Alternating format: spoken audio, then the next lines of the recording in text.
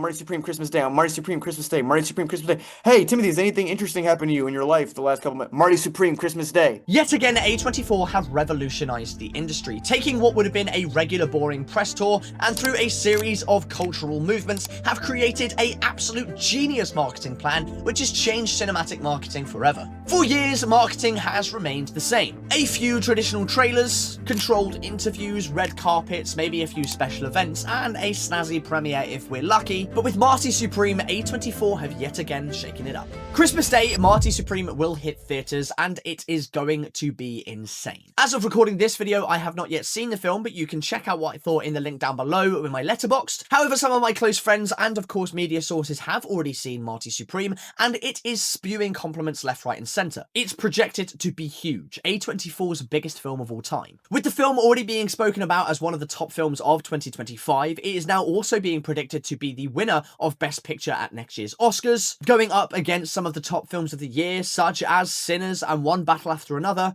But it doesn't just stop there, because our lead Timothee Chalamet has now also been predicted as the frontrunner for next year's lead actor, making it Timothee Chalamet's first Oscar. But the real question is, does the marketing alone deserve its own awards? Because this has been spectacular. Let's dive on into it. Directed by Josh Safdie, Marty Supreme is a sports drama that's loosely based on real-life table tennis. And of course, Timothee Chalamet bringing that to our screens. One of the biggest names in Hollywood at the moment, and he has done a spectacular job, both on screen and off. Much like Timothy, Marty strives for greatness, to dominate in his field, and of course, to conquer in his own way. And of course, it's done through a very simple slogan in this film: dream big. A slogan that inspires so many already. We've had fantastic videos being made thanks to this, and it's inspired so many before the film has even released. But Timothy has not just been the face of the film, he's been the driving force, the heart, the soul, and the engine behind the marketing as well. Anywhere you look, Timothy is there. A walking billboard for a movie he clearly cares so much about, he's put so much heart, soul, and dedication into, and the passion even goes so far that Timothee Chalamet actually wore contact lenses to blur his vision, so he had to wear actual glasses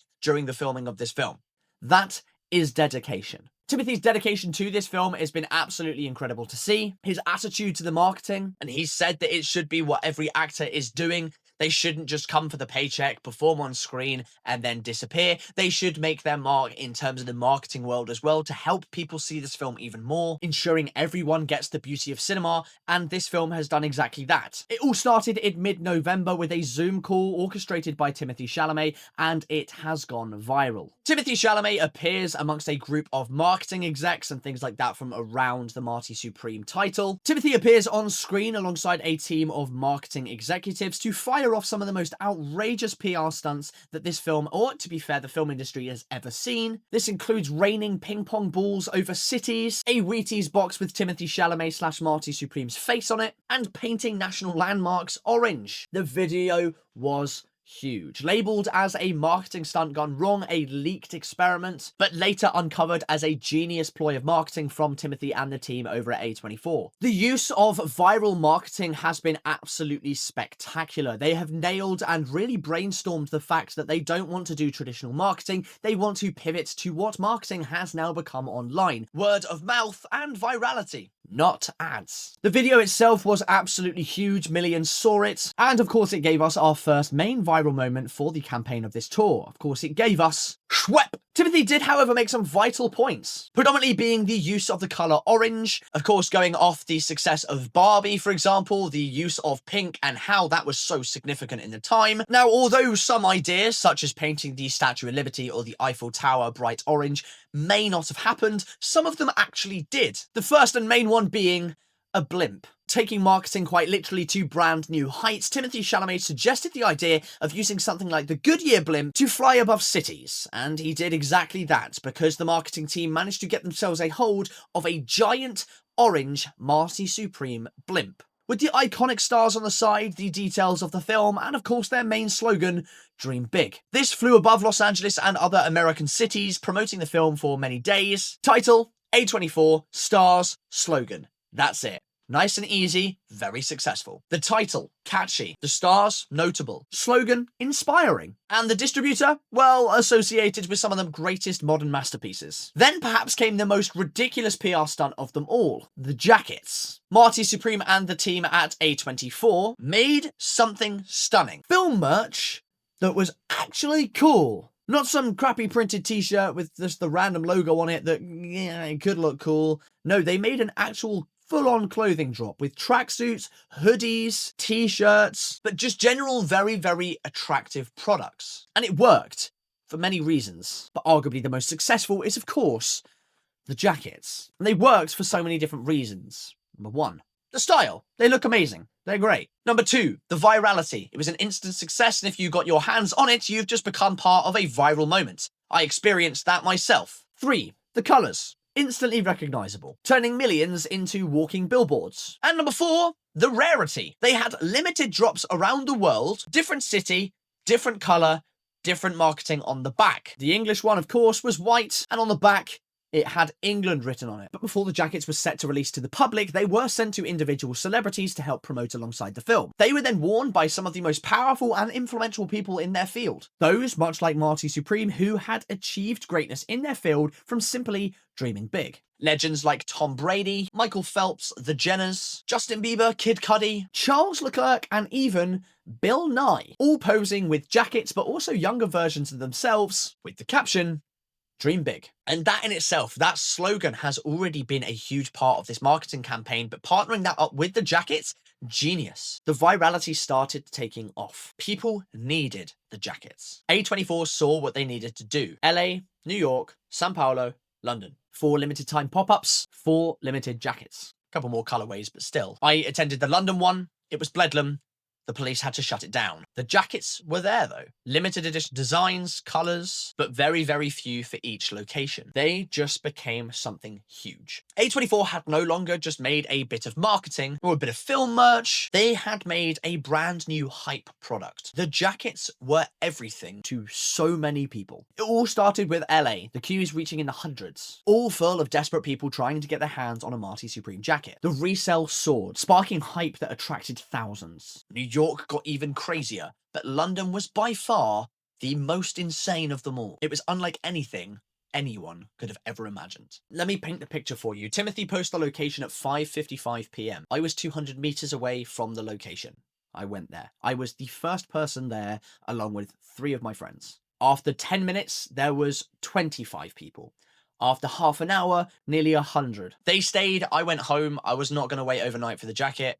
I just couldn't afford to do so. But once the word got out, more and more and more people started to arrive. By 10 p.m, there were hundreds, lined up quite literally around the block, waiting overnight until the pop-up opened at 11 a.m.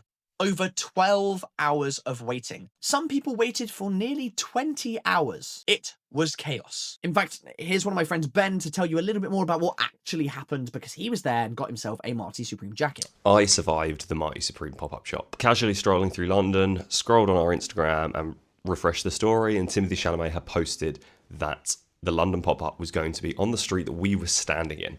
So running around the corner, we saw the full pop-up shop still with its lights on the night before, and it was crazy before it even started. Not just did it look incredible, but the crowds that started running within the first 5 or 10 minutes was insane. As best we could, we tried to make all the customers act responsibly and have their own ticket numbers to make it go as seemingly as possible, but as soon as the hype reached out, it crashed and burned.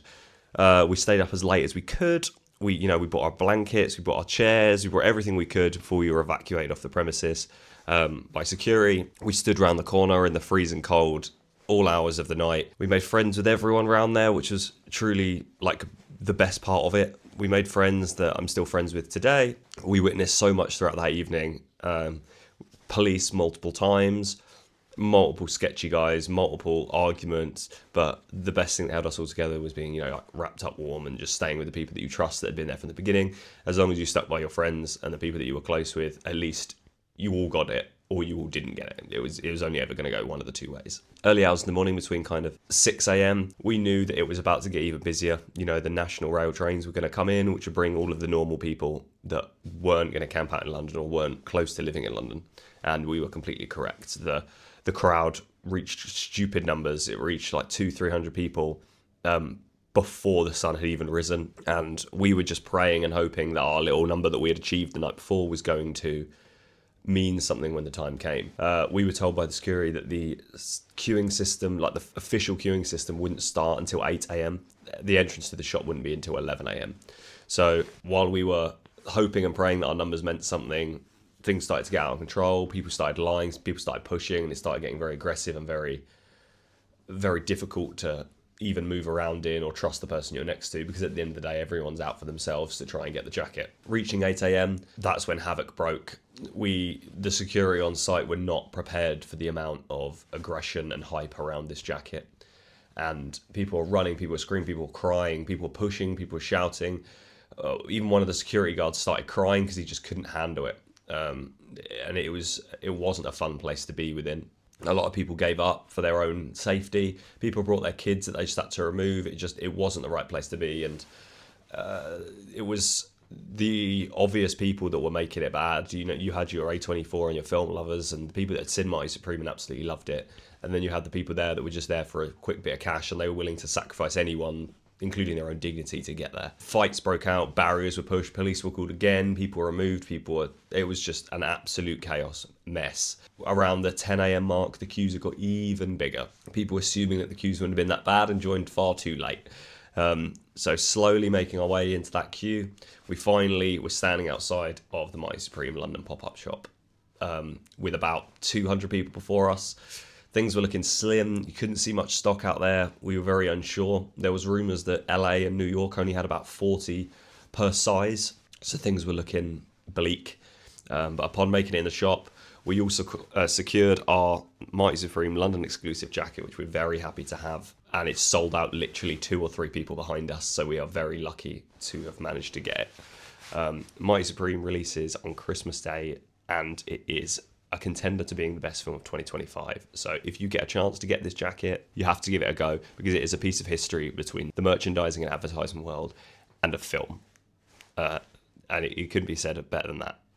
Marty Supreme, Christmas Day. A fair few successes, don't get me wrong. Like I said, Ben and some of my other friends did actually get a jacket. My friends, of course, wanting it as film fans. But there was, of course, also the resale scalpers, which made things a hell of a lot more dangerous. These guys were out for blood. Then it all got even more crazy when Timothee himself shows up, escorted around by men wearing giant orange ping pong ball helmets, which became yet another staple of this tour. Bang, that's another sense of virality. Timothee in London, at the event, accompanied by something instantly talked about and recognisable. And just when we thought it may have all cooled down, Timothee made headlines again. Since 2017, I'm living the dream, getting the cream, I'm living on theme, I'm doing my things, Marty Supreme, Marty Supreme, Marty Supreme. Apparently shutting down rumours that he is in fact not the viral UK rapper SD Kid, as he appeared alongside the rapper in his brand new music video, 4 Raws, to which Timothee Chalamet dropped the words Marty Supreme a fair few times. And today is Christmas Eve, the time of this recording, and the latest thing this press tour had done since this recording. Number 1, they gave Susan freaking Boyle a Marty Supreme jacket. And lastly, Timothee Chalamet is now the only celebrity so far to have stepped on the top of the Las Vegas sphere,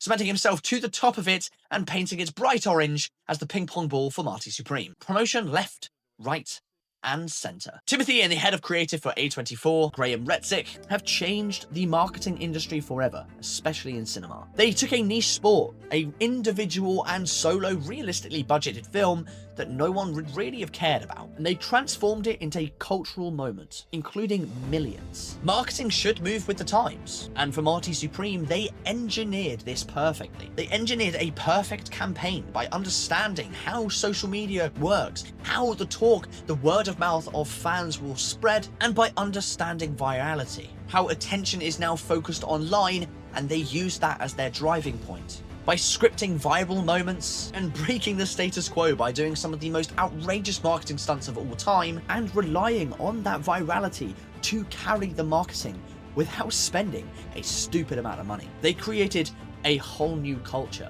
and this is just the beginning. Marty Supreme, Christmas Day, SCHWEP. We can't let this movie down. Like, we have to be intentional, relentless, aggressive. I'm thinking big, you know what I mean? This has got to be like one of the most important things that happens on planet Earth this year.